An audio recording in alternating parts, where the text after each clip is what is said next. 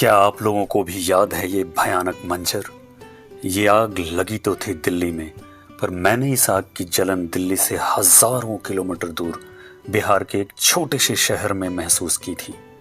उस वक्त इस आरक्षण की आग इतनी भयानक थी कि इसने हम स्कूल में पढ़ने वाले दोस्तों के दिलों से प्यार को पूरी तरह से जला दिया था। हाथों में हाथ डाले चलने वाले दोस्त एक दूसरे का हाथ काटने पर आमादा हो गए थे। मेरी तरह जिन्होंने भी इस आग की तपिश को उस वक्त महसूस किया होगा, उनके दिलों में ये आज भी एक नासूर की तरह चुभता रहता होगा। उस आग में जले तो थे राजीव गोस्वामी, पर उस पर अपनी राजनीतिक रोटियां सेकी थी पॉलिटिशियंस और पॉलिटिकल पार्टीज ने। वो उस वक्त भी ऐसा ही करते थे और आज भी ऐसा ही कर रहे हैं। ये आरक्षण की आग जब जब जहां जहां लगती है, इस पर सिर्फ और सिर्फ राजनीतिक रोटियां सेकी जाती हैं। ऐसे ही एक आग आजकल महाराष्ट्र में लगी हुई है।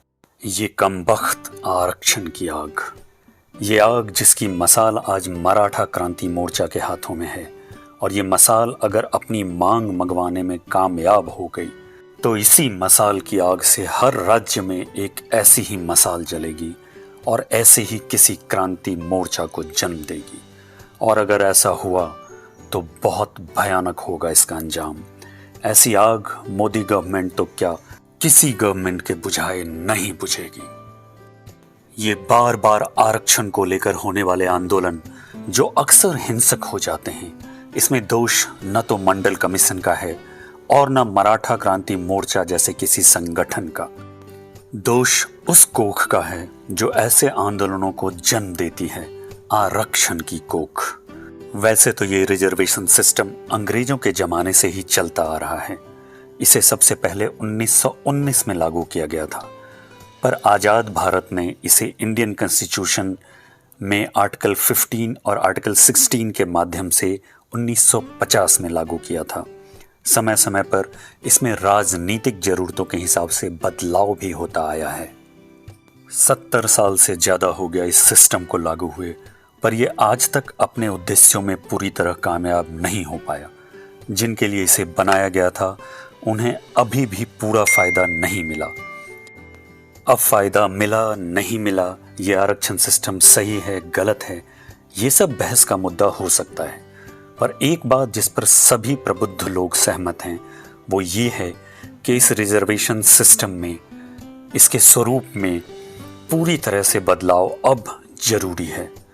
70 साल पुराना ये रिजर्वेशन सिस्टम अब पूरी तरह से सड़ गल गया है। ये कास्ट बेस्ड रिजर्वेशन सिस्टम हमारा अब कोई भला नहीं कर पा रहा है। ये अब वोट बैंक की राजनीति के लिए एक साधन भर बनकर रह गया है। अब बहुत ज़रूरी हो गया है कि इसके जातिगत स्वरूप को बदलकर आर्थिक या किसी और स्वरूप में ढाला जाए और अगर संभव हो तो इसे पूरी तरह से समाप्त कर देना चाहिए। आरक्षण की आग पर अपनी राजनीतिक रोटियां सेकने वालों से मैं कहना चाहूँगा कि अगर आपने अपनी ये बुरी आदत नहीं बदली तो ये आग हर राज्य में किसी क्रांति मोर्चा को जन्म देगी और इतनी भड़केगी कि ये सोशल, पॉलिटिकल, एडमिनिस्ट्रेटिव, गवर्नमेंट हर सिस्टम को जला देगी।